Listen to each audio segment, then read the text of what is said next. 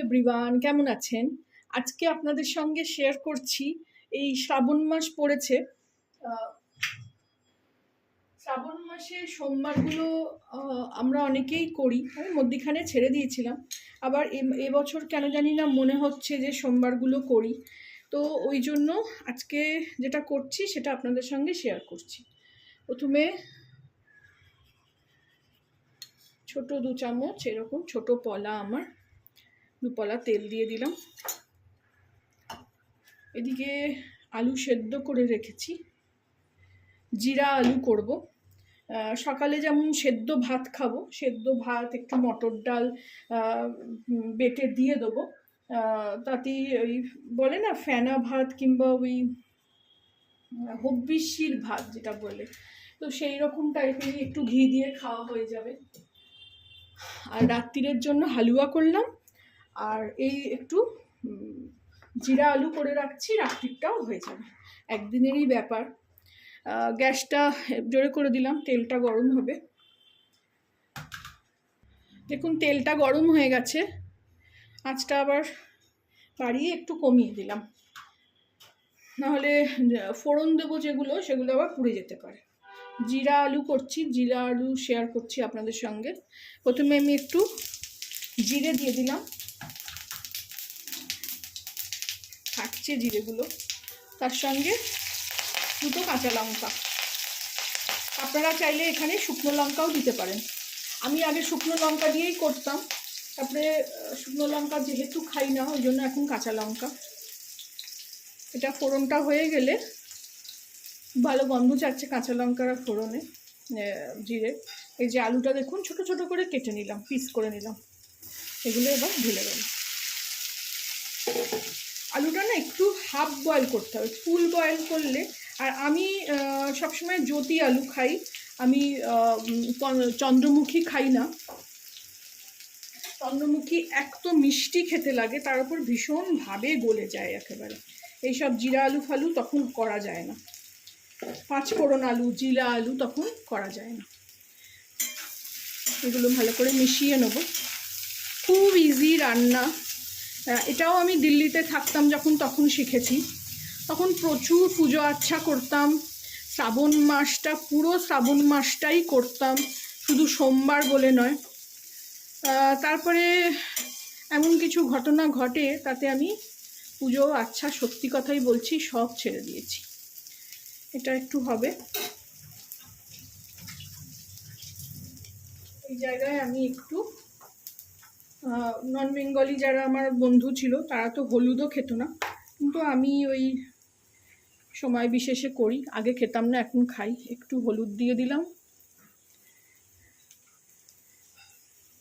একটু কাশ্মীরি লঙ্কার গুঁড়ো। এখানে চাইলে আপনারা লাল লঙ্কাও দিতে পারেন। সামান্য একটু চিনি দেবো, জাস্ট ব্যালেন্স করার জন্য। আর নুনটা দিয়ে দেবো। অসাধারণ খেতে হয় এই ব্রতের দিন, এই যে উপোসের দিন। লুচি টুচি তো বেশি খেতে ইচ্ছা করে না, গরমও যা, করতেও ইচ্ছা করছে না। তো ওই জন্য ভাবলাম একটু হালুয়া করেছি রাত্রিরের জন্য। হালুয়া রেসিপিও আমার চ্যানেলে দেওয়া আছে, আপনারা দেখে আসতে পারেন। আর এই তো আজকে সোমবার শুরু হলো, এখন এই চললো 4-5টা সোমবার চলবে।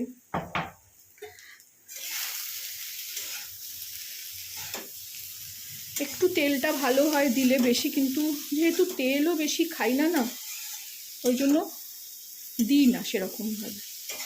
এরমভাবে দেখুন কিরম ঝরঝরে ব্যাপারটা হলো।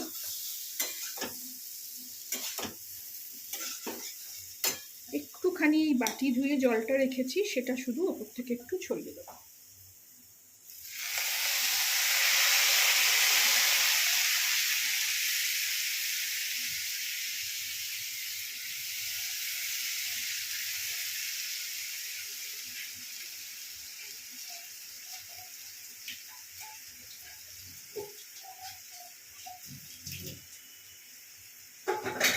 আমার শ্বশুরবাড়িতে 12 মাসে 13 ষষ্ঠী আছে, শাশুড়ি সব ষষ্ঠী ধরিয়ে দিয়ে গেছে। শাশুড়ি এই সোমবারটাও করতেন, সোমবার করে। আমি যেমন দিল্লিতে থাকতে পুরো শ্রাবণ মাসটাও করেছি, নবরাত্রি করেছি পুরো পুরো এপ্রিল মাসে, যেটা বাসন্তী পুজোর সময় আসে, অশোক ষষ্ঠী অশোক অষ্টমীর সময়, সেটাও পুরো করেছি।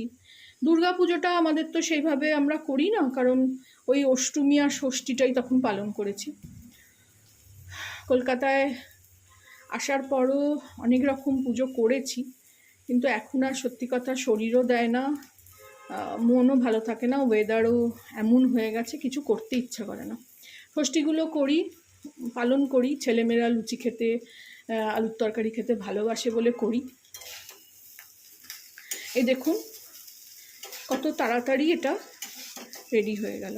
এটা আপনারা যদি সর্ষের তেল না খান তাহলে ঘি দিয়েও করা যায়, খুব ভালো খেতে হয়। আপনারাও এইভাবে করে খাবেন। বাকি এখনও 3-4টে সোমবার আছে, আজকে তো প্রথম সোমবার। এইটা আজকে আমি রান্না করছি, কালকে হয়তো আপলোড হবে। আর ওই জাউ ভাতটা করব, মানে ফেনা ভাতটা, হবিষ্যি ভাতটা ডাল সেদ্ধ দিয়ে, ওটাও দেখাবো। ওটা হয়তো আজকে আপলোড করব। তো এটা আপনারা বানিয়ে খাবেন, জানাবেন আমাকে কেমন লাগলো। আমি যেভাবে করি খুব সহজ পদ্ধতি আর অসাধারণ খেতে হয়। আপনারা চাইলে একটু বেশি তেলও দিতে পারেন, আমি যেহেতু তেল বেশি খাই না তো অল্পই দিলাম। ভালো লাগলে আমার চ্যানেলটাকে একটা লাইক, শেয়ার অ্যান্ড সাবস্ক্রাইব করে দেবেন। Thank you for watching. এবার এটা আমি ঢেলে নেব অন্য পাত্রে। এটা আমি সার্ভ করে নিলাম।